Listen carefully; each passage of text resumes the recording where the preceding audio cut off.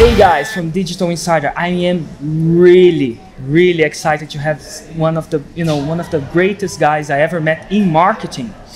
And this guy's name is Bryan Kurtz, and you are the executive vice president of a big company, publishing company in New York. Nice. And in near New York. Cool. And guys, I want to give a little bit of perspective, right? So of the background, so that we can set like a kind of a context from what you're gonna hear, so that you can pay attention. Now, Bryan, your company is specialized in direct mail. Correct. Right. How long have you been doing that? Okay, the company has been around for 40 years. We've been doing direct mail all that time. And direct mail in the United States, obviously different than it would be in Brazil, but the principles of how you can scale, I don't know if that's a word that you guys use, but it's how you can get very quickly in terms of high response rates, engagement with your audience, because people will read direct mail much differently than they'll read email. Yes. So, and the more engagement you have, and this guy knows more about this than anything, because he's been engaged with you, and he's engaged me. I'm not engaged to him. No. But we like each other a lot. Not yet. Not yet. And he has really understands the concept of, the more engaged audience that you get, that you have on your list, the longer they're going to stay with you, the more loyal they're going to be. And it's just all, we love the internet too. We love email. We do a lot of email marketing too. We have to. Yeah. But we're not ever going to abandon direct mail, because it's just still so powerful. You can tell stories that are much tougher to tell in email. Yes. You can engage with people on a whole level in terms of the creative and how much longer shelf life. Yes. We call it shelf life in the US. Yes. The copy and the creative will have. So I'm still a very big fan of direct mail. The downside is that fewer people are doing it because it's expensive. It's you're not paying. So it's all about, you actually get a piece of, it's either a leaflet or a booklet, and you actually send to someone, and you request after that they read the booklet that they buy something. Correct. Is it always like that? Always like that, and so it's like an email but physical. Exactly, physical, right? It's physical. They're getting something they can touch. It's tactile. They read it. They digest it. They interact with it. And interestingly, you don't want them going from that piece. Everybody says, "Well, what do? You send them to a website?" No. We don't send them to a website. Okay. Because now, if they're people that have bought in the mail before, they're used to responding in the mail. So you want to keep it in the same medium. And every direct mail piece is going to have its own response mechanism. It could be an order card. It could be an order card that goes, and you can also put an envelope in the direct mail piece. So if they're giving the credit card number and they don't want that to be exposed in the mail when they send it back, it goes inside the envelope. But basically, the response mechanism is consistent with the marketer. Yes. And you don't even have to hit them with the order or the offer until very far along. We always talk about an email, make sure you get above the fold, or don't go too far down. In direct mail, if you're telling a compelling story, which you can tell compelling stories, and you have them absorbed for a long period of time, someone asked at this conference, well, when do you first get the call to action? And it could be very, very late in the package, because they're in the story. And so it just gives you other options. Now, would I say direct mail replaces email? Absolutely not. Would I say email replaces direct mail? No. I think what I told the folks here is that calling yourself an internet marketer is doing yourself a disservice, because basically then you're defining yourself by a channel, by a marketing channel. And you should leave yourself open to all channels, depending on your price point, depending on what you want to do in terms of your creative, but don't be a multi-channel marketer. That's the term for, and I totally believe in this. And I just think direct mail should be part of that multi-channel. Not for every offer, and I'm not saying everybody should do direct mail, but in the United States, the company, and so the good news I said the bad news was fewer people are doing direct mail, therefore there are fewer lists available, right? The good news is the mailbox are a little bit emptier. So you're going to have a lot more focus. Like, you don't have these people with full inboxes where they're not reading all the emails, whereas in direct mail, if you're going into someone's physical mailbox and there's less in there, if your piece is compelling and you've got really great creative, it's going to sell. It's going to sell. It's going to get attention. Okay, now let's talk about some numbers so that people understand the impact of this. How many direct mails do you estimate that you already shipped, that you already delivered? Well, you know, it's difficult. I mean, there have been years where we mailed as many as 150 million pieces of mail. 150 million individual pieces of mail, all targeted. Okay. That's the other thing about direct mail. Yes. Targeting your lists is so much easier. It's not like you just decide to send for everyone that lives in XYZ. No, exactly. You know that email. What happens is email is lazy, can be lazy marketing because it's so cheap. And people just they just think I can send anything to my list, right? Yeah. I know you don't tell your folks that. No, I don't. No, but in direct mail, you can't do that because your postage is high and you have to have printing and you've got all the production costs. But you can segment your list down and then you're going to be... I always say to people that having paid postage my whole career has made me a better marketer. It's made me a better judger of what I want to put in the mail and creative. So, sometimes I get a little sad of how much postage I pay. Yes. But you were sharing how much postage. Yeah, there was one year we spent American dollars, $22 million in 1 year. In postage. Just in postage. Not printing. Nothing. Just postage. Just postage. Okay, so we have someone here that does this a lot. You guys get it. I mean, I don't do 150 million anymore because of that reason I said that the lists have been smaller and all that. Yes. But we're probably still doing about 40 million pieces of mail. And how much do you sell from it? Because people may say, "Hey, holy smokes! It's a lot to spend, but what is the return on this? Or how much money did you actually make, or how many clients you have? Can you give some perspective of the benefits? Yeah, I don't know. It's not going to be universal for everybody. So our products are fairly low priced. Yes. So $40 price. So you sell $40 price. And I've sold we sell physical books. Yes. Big, hardcover books in the mail. Yes. And not too long ago, I mean, this last year won't be as high, but we've sold as many as 3 million books in 1 year. 3 million 600 page books. Now, I want to call the attention for you guys for something. By selling 3 million books, you end up having a list of 3 million buyers. And I've been teaching them, I've been reinforcing this, but a buyer is worth much more than a link. And usually in your area, how do you have a ballpark figure how much a buyer tends to be more worth than someone that never bought? We have calculations, what we call lifetime value. Yes. And it varies by what promotion we use and things like that. I don't have one number. But the one thing that you really need to know, without getting into too much, I think the numbers aren't as important as kind of the bigger picture. The bigger picture. So the bigger picture is that, and we've talked about this in our meetings here that we've been, that it's the level of engagement that they bought after reading a 20 or 30 page letter, and they've been absorbed in something. That person that buys from you is not just making you money right there. As you said, the lifetime value is much higher because they're going to buy a lot more product from you. They're going to be a lot more loyal because you sold them not on a quick fix. You didn't sell them on a gimmick. Or just a post. Yeah. It's like it's got a lot of, they had to get to the point of they put that order in the mail. Yeah. They had to get through a pretty long story. And that's the storytelling that you can do basically gives you a much higher qualified buyer. Yes. And it doesn't replace your email. I mean, this is like in conjunction. Like, and I'm not here to be the guy that says, oh, he's old-fashioned. He doesn't do email. Love email. I love email. But you gotta look at all media. And again, I don't know anything about the Brazilian postal system and what the restrictions are and all that.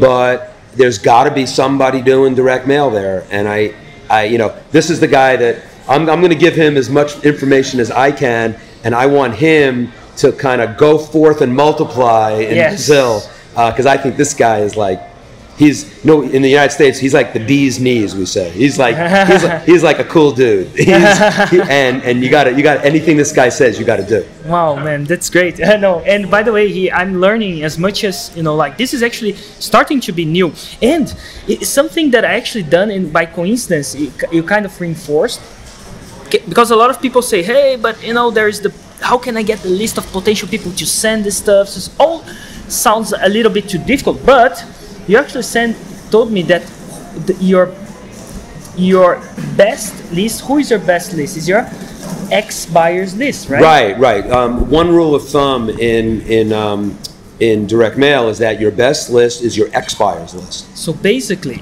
that opened for me, and I'm telling you how I am thinking about this. You know, I have a list. I have a list of ex-buyers. Right. And I have their postal address. So, and you, of course, if you're building, make sure that whenever you actually sell a product, that you get a physical address, because exactly. that will open up a door for you to do direct mail. Exactly. And that should be a first step. You know, a first step. Those people who are your ex-buyers, they've already given you money. They already had a pretty good value at one point, right? Yes. So they're really important, and the rule of thumb is that they're going to respond better because they know who you are already. They might have just lapsed whatever they did because of time or money. It's usually time or money, right? Tell me about it. Okay, so they ran out of time to do whatever your product was. Wasn't the right time. Or they were just too busy, and then they were paying you, and then they weren't using it, so I canceled, right? Yeah. I become an ex-buyer, or it was too expensive. Yes. You know, but you can get over that, because now, and that's why direct mail would be so powerful if you have their postal address, because now what you're going to do is you're going to go back to them and tell a story. I know I lost you. You know, I'm not a copywriter, but I'll give you the. Oh, please do that. But I know I lost you. You've seen a lot of copy, right? Right, but I've seen a lot of copy, so it's like, I want you back. What do I got to do to get you back? I got all these new people on my list. I've got buying my product. You bought my product. I know we once were engaged. You know, we once were married to each other. For whatever reason, you stopped doing it. I'm not high pressuring you, but look, I got all these new things. I've got all the, and then of course you do all your benefits. Like, yes. I'm sure whatever your product is, you've added new things. Yes. So you have a new message to tell those people. Yeah. Telling a new message that is an improved product to people that already bought your product once. Now, if they were totally unsatisfied and they hated your guts, you know, those are the people that might not respond. Yeah, but in my list, it's usually time or money. It's not because they hate you. No, it's usually time or money. Usually time or money. Exactly. How do you know that? You've been in business for a while, right? Well, yeah, and we've surveyed people. Reading my yeah, but you know that. Yeah. And I'm sure people tell you. I'm sure you have people who write to you and say, Erico, I want to stay your customer. I just can't afford it right now. Yes. Right. Exactly. So then you have to decide whether you want to give them a different discount or you want to give them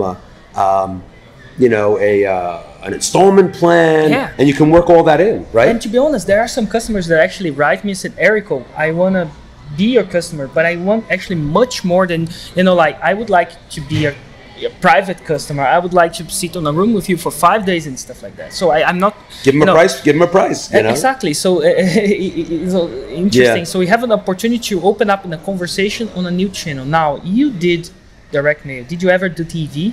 Yes, we did a lot of TV. Like TV's sort of infomercials. Like, we did, we did over $200 million on TV. Okay, over about a 3-year period. When you I don't know what the infomercial market is down there. Do they have infomercials? Yeah, we have a lot of information. Infomercial markets is like the Poly Shop market, I think.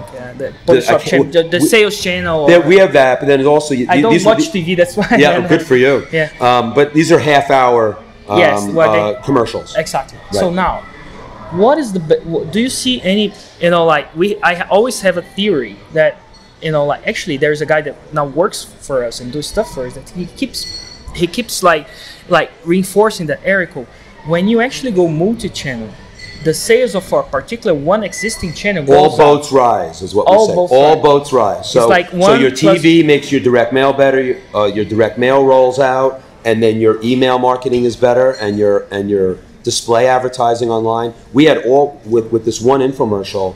We had all three working at the same time. Yes. Direct mail, online advertising, and TV.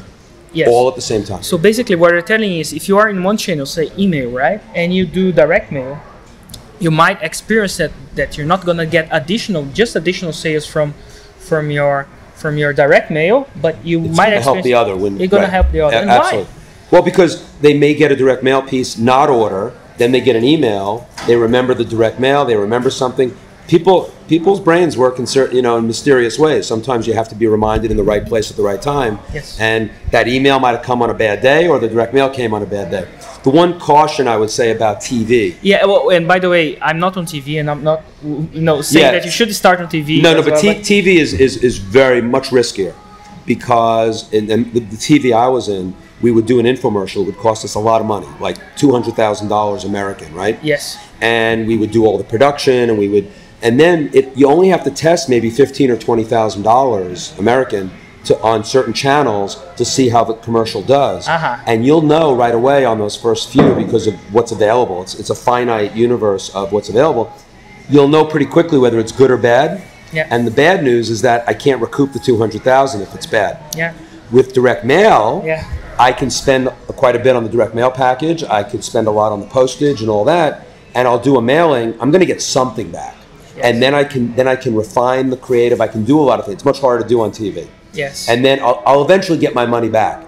If you launch the right product and do it correctly, you'll get your money back. Yes. And of course, if you pick really good, yes, you'll get 10 times your money back. So I just want to give a caution on TV. TV scares me. We lost a lot of money on TV too. Yes. But TV kind of catapulted our business in a period of time where I was able to do all three channels at the same time. Nice. It was a health book. It was wonderful. One of the highlights of my career, actually, when I had all three working. Loved it. Nice. Loved it. I was so high because it was good product too. It was a health book, and we were saving people's lives. So the content was so good. So definitely one of the highlights. I've been in business for myself. I've been doing this for 30 plus years, and that was probably the period where I was like the most satisfied as both a marketer and a content provider. Wow. And to finish, right? I always ask this piece of question. Now, you know a lot of stuff, right? And you have all sorts of resources. I know you could hire any copywriter, and you have a list of how many people you have in your list. Well, we have an 11 million name postal database. Okay, but we don't. They're not all active, and Oh yeah, it's ballpark, right? So it's like millions. Yeah, right? We have millions. Okay, now if I would take everything from you, if you would have to start this, let's say the same company in another country, then you would speak the language, right? But how would you actually? A lot of people there look at those numbers and say, "I can't do it because it's too much." But you didn't start. We didn't start with a big list, but how would you start? How would you say you were a small entrepreneur, like maybe from an insurance company or insurance broker, anything? How would you get? How would you say these people should start? I don't know much about the list marketplace in Brazil. However, I really understand. But in email, when we do email with each other, everybody you have to have it's like the catch-22 we call it. I can't market to your list until I have a list, but then if I don't have a list, I can't get a list until I market to your list. Yes. Direct mail doesn't work usually, not in the United States anyway. Like just because if I'm a new company, yes, some companies might not rent their list to me. But a lot of them will. But as long as I'm paid for it. So you may come to a company that imagine he's a company that has a list of people, like say an accountant, right? Okay. And he has a list of clients. Right. And maybe you have another business which is insurance for businesses, right? And not a competitive. He wants to make money. He can make money on his list, renting it to you. Yes. So if he's motivated to do that, he will let you mail his list at a price on a cost per thousand basis. Yes. So it's not like a click for click. It's not like an affiliate thing. So you're paying straight. You're paying straight. You pay for the names, and hopefully you can start building your list that way. So direct mail is a little more, I don't know what the word is, would be like equitable, and it's not like you have to immediately have reciprocity to get started. You can pay for it. You can just pay for it. Now some people may not give it to you if you don't have a list, or they won't want to mail. They won't let you mail because why should I help you start your business and then you're going to compete with me? Yep. But there's a lot of lists you can have that aren't going to be direct competitors, and then they would just want to make money on their list. Yes. As long as you have a good offer and it's going to be applicable to their audience, so they're not going to upset their audience, and you're paying them. And if you imagine you get a big list, like say 2,000 could be a big list, could not, but for the sake of the example, 2,000, right? You can always mail a small portion of the list first. You always do. Actually, you should. You should always do. Right, because it's expensive. Yes, because you pay Postage, right? Yeah. So email a small person, and then you have a return on investment, right? And then, depending on that, you scale up and scale down. So direct mail. It takes time. It does take more time. It does. You know, email marketers are, you know, I don't think a lot of them have the patience because you have to build slowly. Yes. But again, remember, you're building slowly, but you're getting much higher qualified people. Yes. I mean, you got to have some time though. Maybe you can do some email at the same time, multi-channel. But if you want to get into direct mail, you're going to have some patience. Great. I'm really happy to have you here. I am happy. I am so happy to meet you. You're a legend. I know in Brazil. Now you're a legend in Arizona, and we'll be friends for life. So that's a good thing. That's a good thing as well. That's a good thing. And just listen to this guy. Oh man, thank you very much. You the man.